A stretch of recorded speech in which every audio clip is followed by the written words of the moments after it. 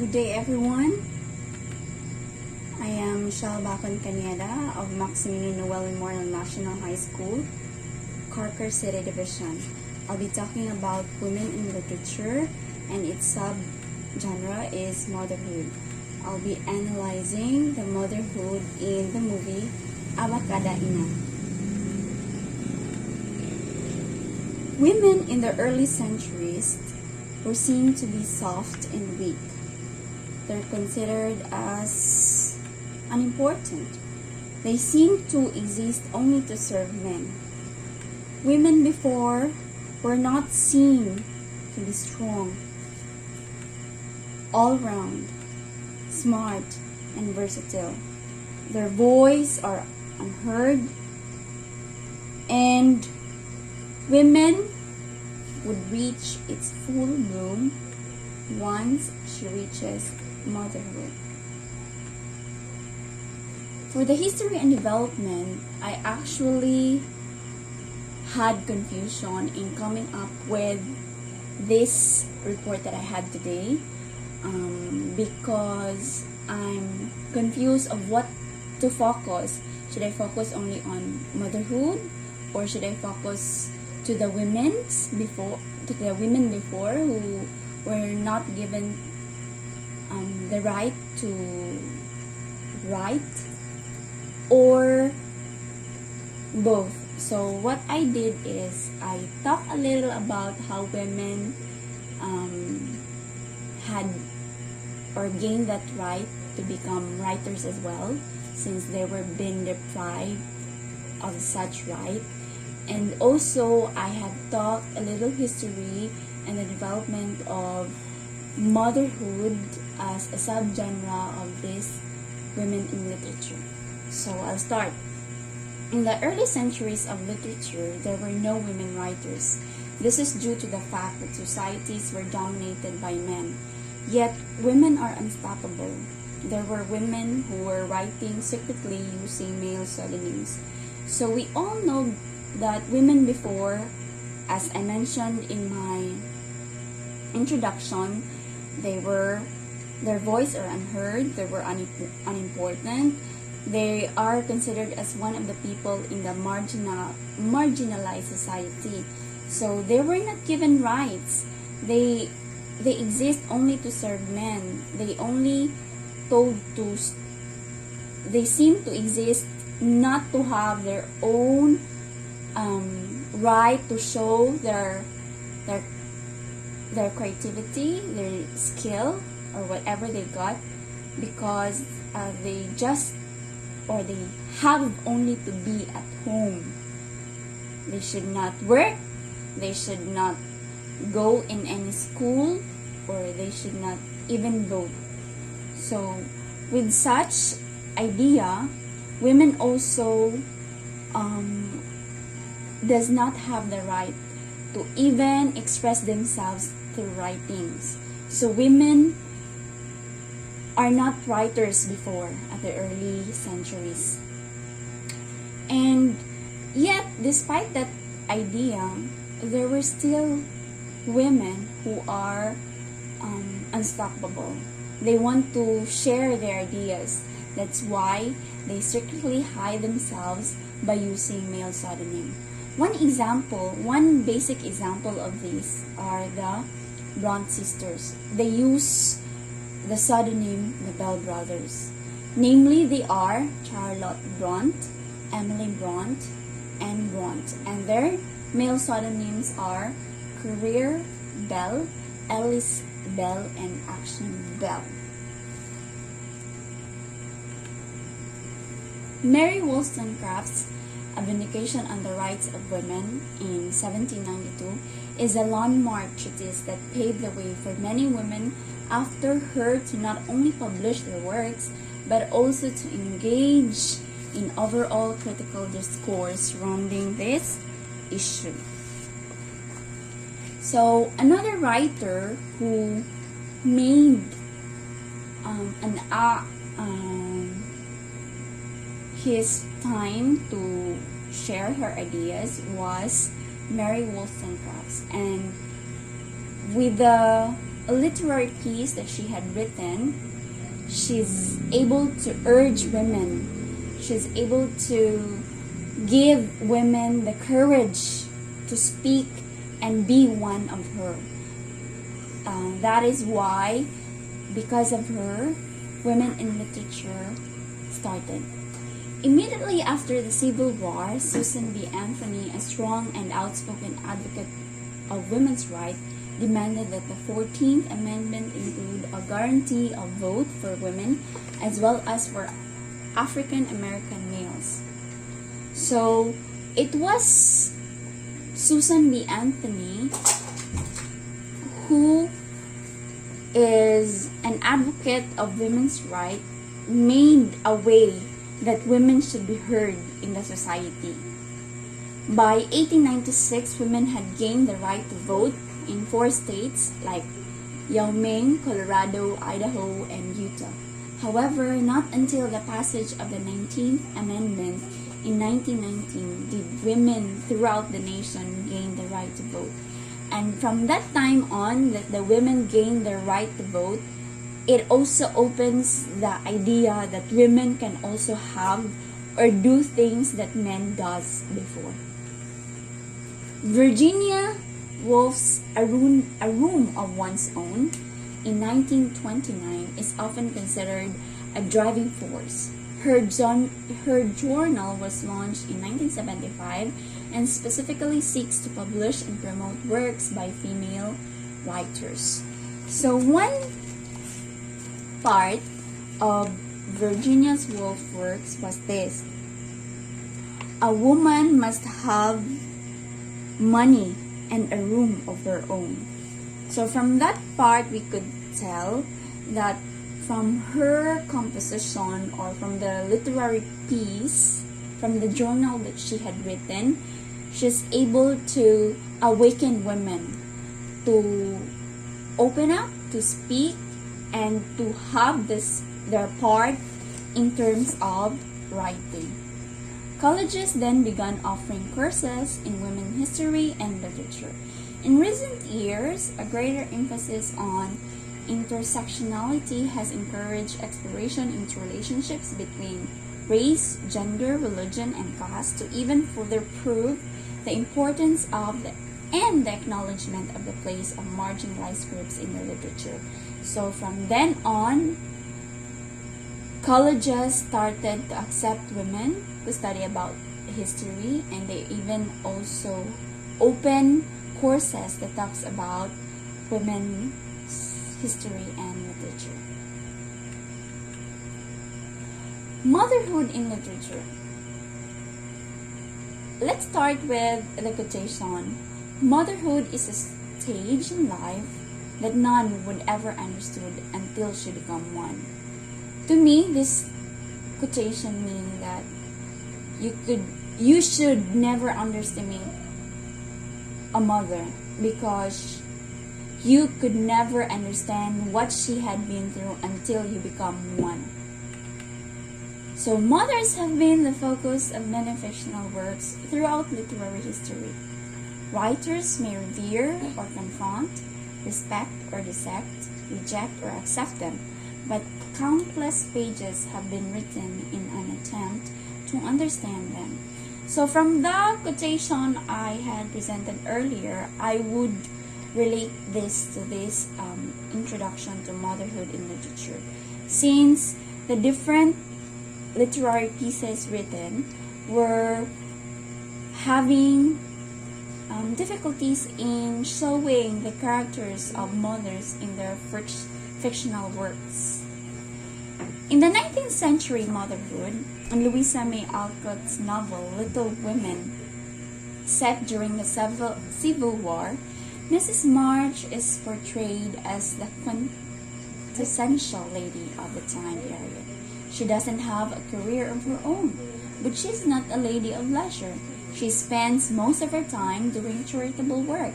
Mrs. March is very religious, a perfect housekeeper, and a role model of maternal ideas who always has patience with her 4 daughters. So from this, it shows how writers like Louisa May Alcott, characterize a mother. The 20th century ushered in the suffrage movement, with women winning the right to vote in Tennessee in 1920. That was partially thanks to Phoebe Burns, the influential mother of Harry Burns, the young member of state legislature tasked with voting on an issue. With a vote, the voice of motherhood becomes stronger. So Phoebe Burns was one of an advocate also of women's rights, wherein she pursued that there should be chance for this topic or for this idea to be voiced out, specifically motherhood. So from that time on, motherhood became a stronger theme in different literary pieces. In 1950s play, A Raisin in the Sun by Lorraine Hansberry, a widowed mother living with her family in a small apartment. She receives an insurance check from death of her husband. This was one of the first modern literary and dramatic representation of a mother and different maternal ideals, this time represented as strong decision maker and social activist. So, A Raisin in the Sun is also another literary piece that shows motherhood. By the time the two-income household was commonplace, mothers were expected to play as big a part in society and the world as they did in their homes. Simultaneously,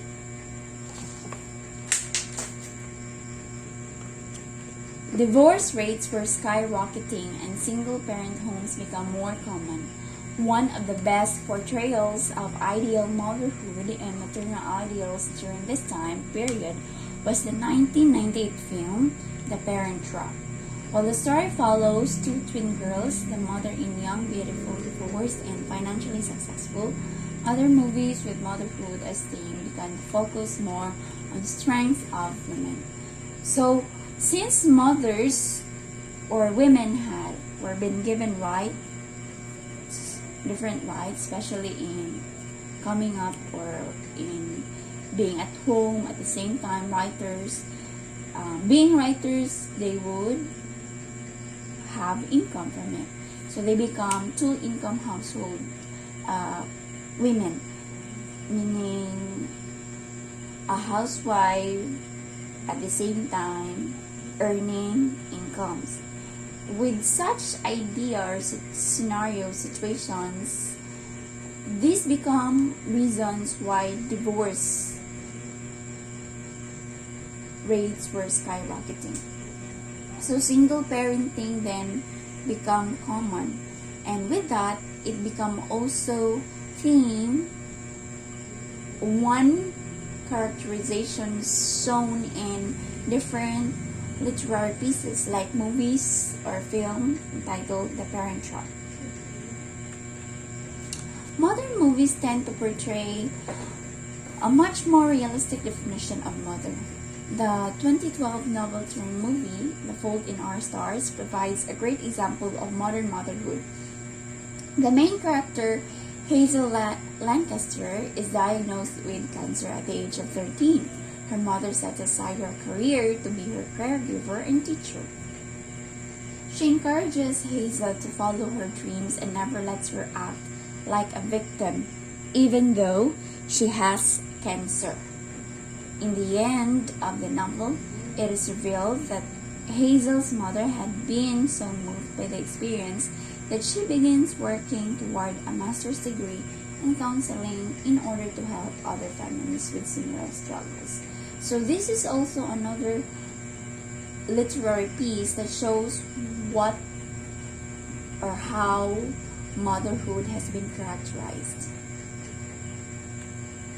A new kind of motherhood in the Philippines may have begun at the height of liberation movement in the 1970s, when new kinds of maternal representation showed changing ideas on motherhood.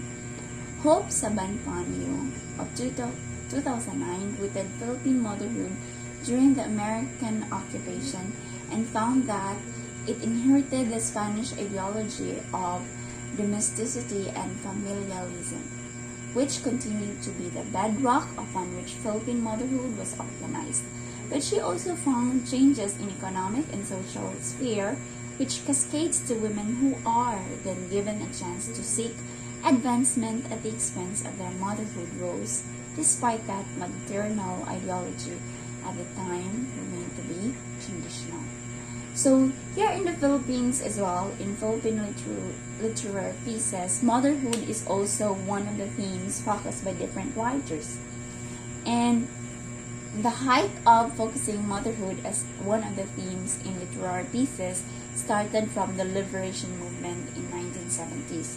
And according to study done, motherhood rooted in familialism and domesticity, meaning it shows what a Filipino mother usually is, being at home, focused with the family, and also it shows what we inherited from the Spaniards, since Spaniards had great influence in our country because of the span of time of their settlement here in our country. Yet, despite of the different maternal ideologies presented, still it's been said that motherhood in the Philippines remains to be traditional. So, since I presented to you the two ideas, the main genre, which is women in literature, and motherhood in literature, which is the subgenre, I'm giving them both the definition. So, women in literature is a discrete area of literary studies. It is also a category of writing done by women. For motherhood in literature, it can be defined in two different ways. One is when we talk about religious, and then the other one is when we focus on culture. So for religious, motherhood in literature is the practiced faith of particular society attaches to motherhood. So whatever is the different practiced faith in a certain society, it always seen on a parent in movies or literary pieces where motherhood is used as its theme. For culture, as in what the society thinks a mother should be. So in motherhood, that shows culture, that focuses on culture as its definition. So mother or the women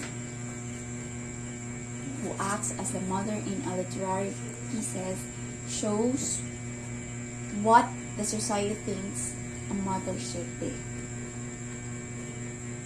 So for the primary characteristics of motherhood in literature, to me it has two main characteristics. One is good mothers, we call them good mothers, and another is tragic women or tragic mothers. Good mothers, when mothers in literary pieces shows that they are nurturing models, they are understanding, they are selfless, spiritual, tender, protective, reassuring, or self-assured. And she shows an example of fierce love and patience. For tragic women, we may say that a mother in a certain literary pieces can be considered as tragic woman if she, in her story, in the literary pieces, shows that that mother murders her daughter or children in order to set her free from slavery. Another is a mother that ignores and abandons her children. And it may also include to those women who've been maltreated by men. In my research, in my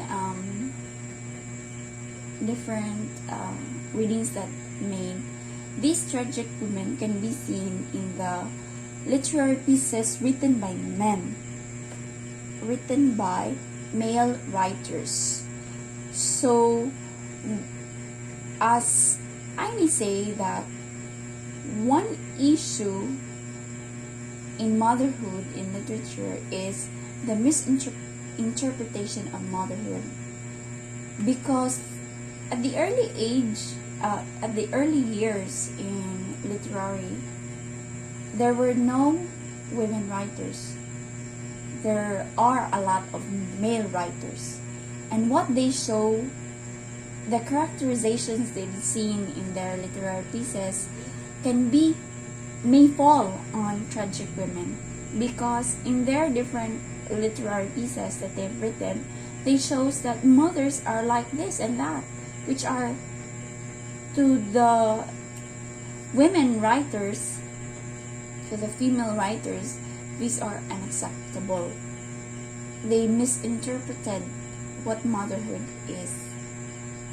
How could it be that a mother should murder her children? How could it be that a mother may think that her children make her a slave? So, with that idea, we could then tell that the motivation of writing of these women in coming up with motherhood in literature is that because of their experiences. Another is because of an equal treatment of men and women, because of the misinterpretations or the misrepresentations done by male writers to maternal characters or to maternal ideals in literature. And also, another motivation for women writers in coming up with motherhood as theme is it also reflects social realities of author's time and place. Whatever the authors have been through, it also shows it also reflects on their literary pieces that they have written. So for the popularity and legitimacy of the genre, mothers have been the focus of many fictional works throughout literary history. It is evident on the following periods: classical literature, the Victorian period, and the modern period that includes today. So, for its popularity, yes, it is popular. And for its legitimacy, it is indeed a legitimate genre, for it is used not once but many times and in different eras. And it existed until today. So here's my analysis for the movie Abacada Ina. Prior to that, let me present to you the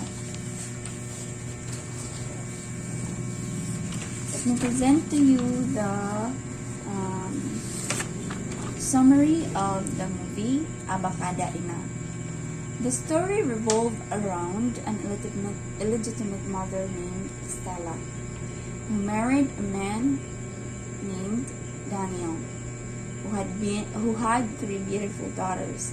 Stella is the character played by Lorna Tolentino, and Daniel is character played by Albert Martinez. Since Stella stopped studying, she had been arguing with her mother-in-law Matilda. Matilda is characterized by Ida Blanca.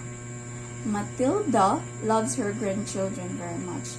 As much as possible, she didn't want them to become like their mother, Estella.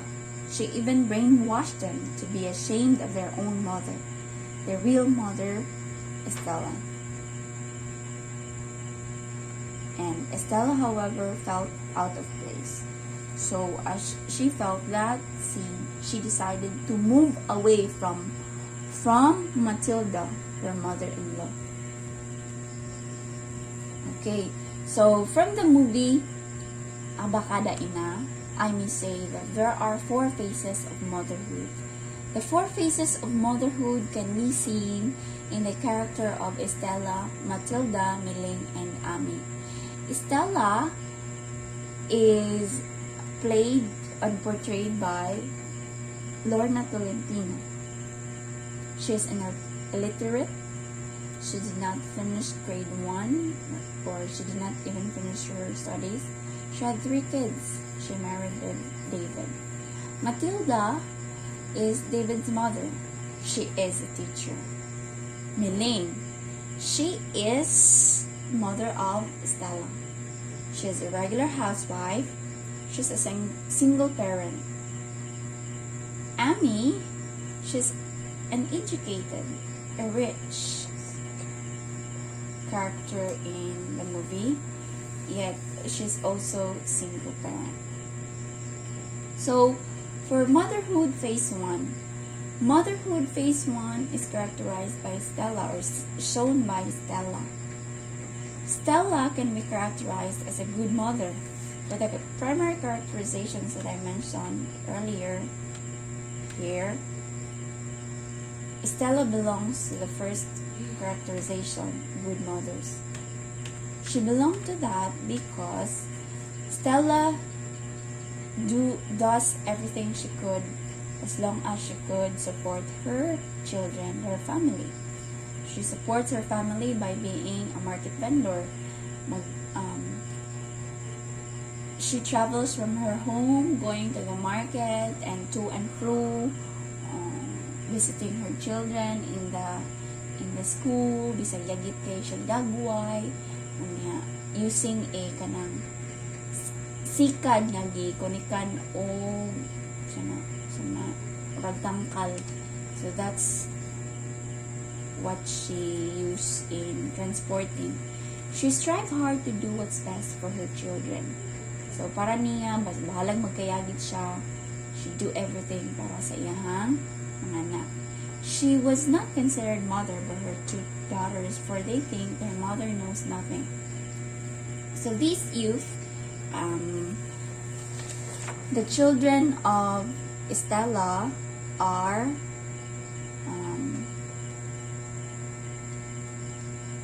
let me see.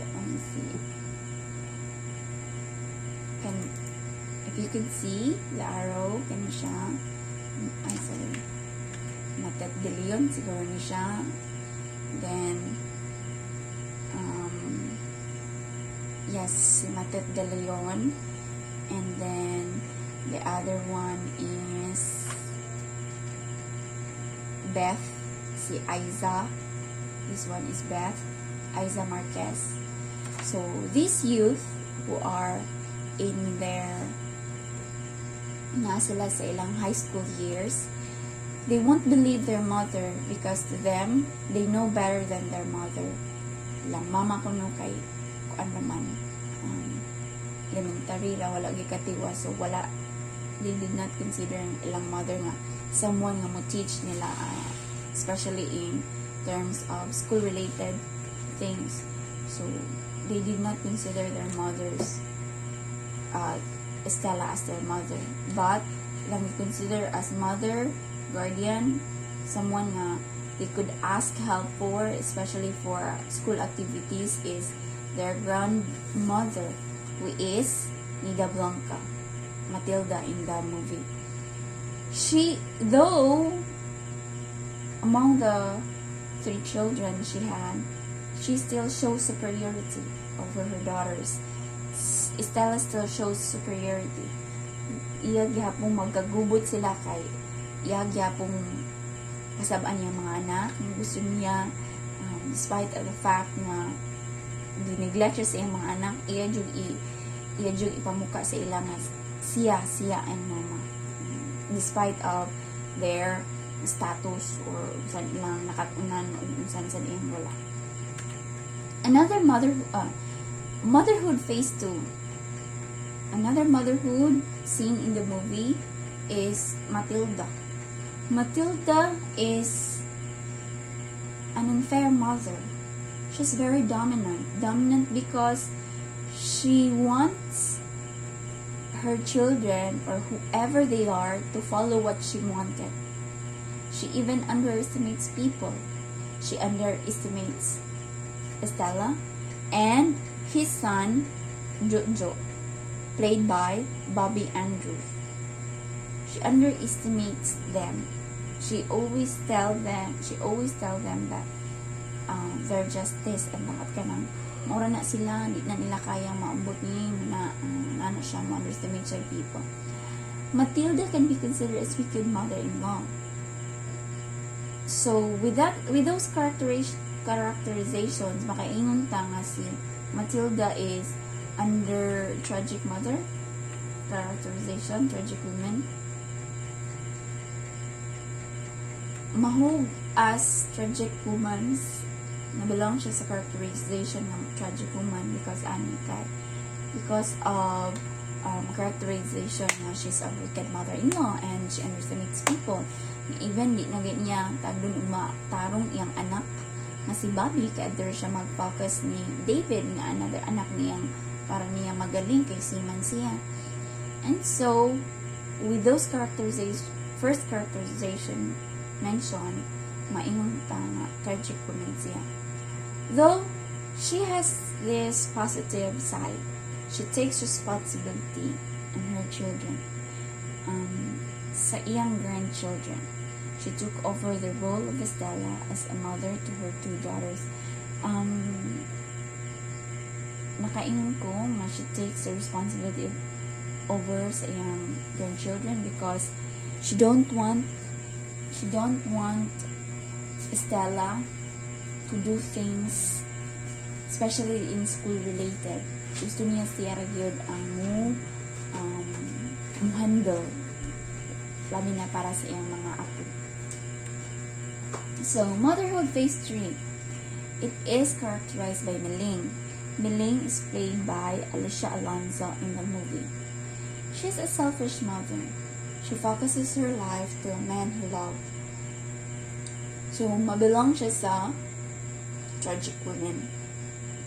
Tragic women because she focused her life to the man who loved, yet, though she pursued the man he loved, yet he lost him. She ended being a single parent. And because of those times of pursuing the man she loved,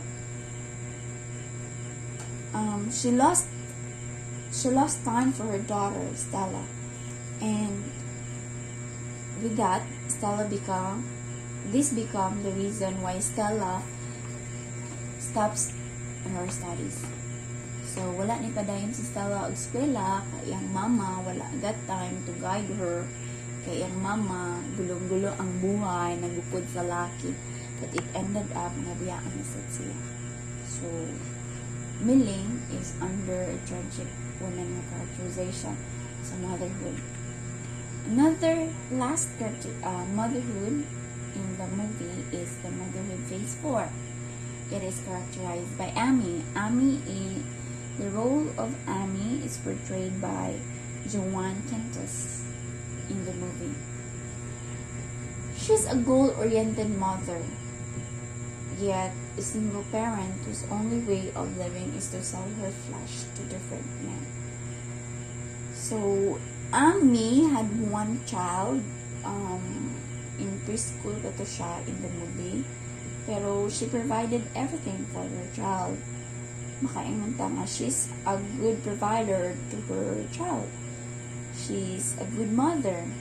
Pero, at the same time, we may say that she belongs to a tragic woman kay she was left being a single parent. And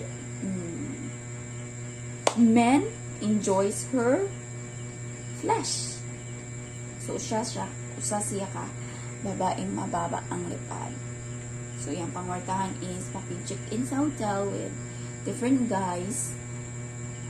And then, after, nakakwarta with a fam or any other. So, kinsa sila every night. So, with that, nakaingon ko nga, Motherhood shown by Amy is under tragic women. And so, that's all my presentation. And again, this is Michelle Bicanyada from MMH's Kirker City Division. Thank you.